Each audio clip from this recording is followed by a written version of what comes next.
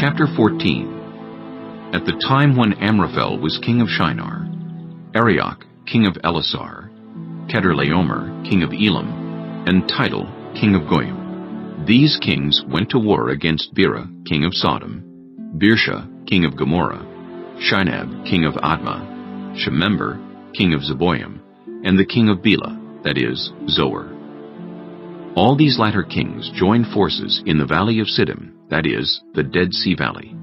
For 12 years they had been subject to Chedorlaomer, but in the 13th year they rebelled.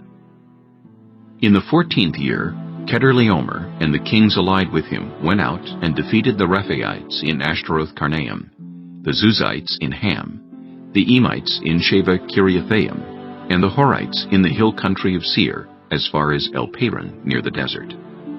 Then they turned back and went to En-Mishpat, that is Kadesh, and they conquered the whole territory of the Amalekites, as well as the Amorites who were living in Hazazon Tamar. Then the king of Sodom, the king of Gomorrah, the king of Admah, the king of Zeboim, and the king of Bela, that is Zoar, marched out and drew up their battle lines in the valley of Siddim against Chedorlaomer, king of Elam, Tidal, king of Goyim, Amraphel, king of Shinar, and Arioch, king of Elasar, 4 kings against 5.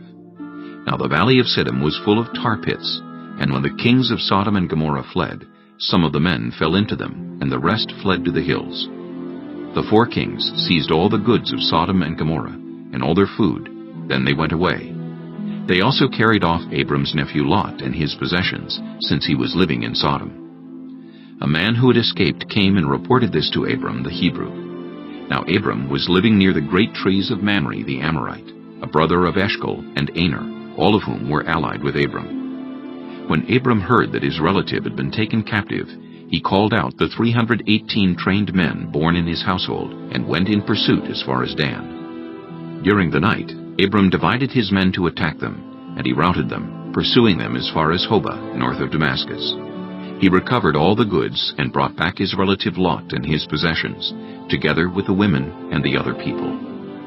After Abram returned from defeating Chedorlaomer and the kings allied with him, the king of Sodom came out to meet him in the valley of Sheva, that is, the king's valley.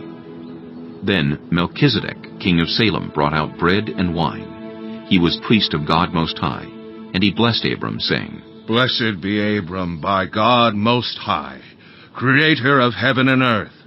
And praise be to God Most High, who delivered your enemies into your hand. Then Abram gave him 1/10 of everything. The king of Sodom said to Abram, Give me the people, and keep the goods for yourself. But Abram said to the king of Sodom, With raised hand I have sworn an oath to the Lord, God Most High, Creator of heaven and earth, that I will accept nothing belonging to you, not even a thread or the strap of a sandal, so that you will never be able to say, I made Abram rich.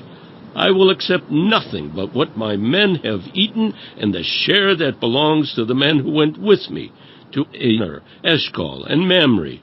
Let them have their share.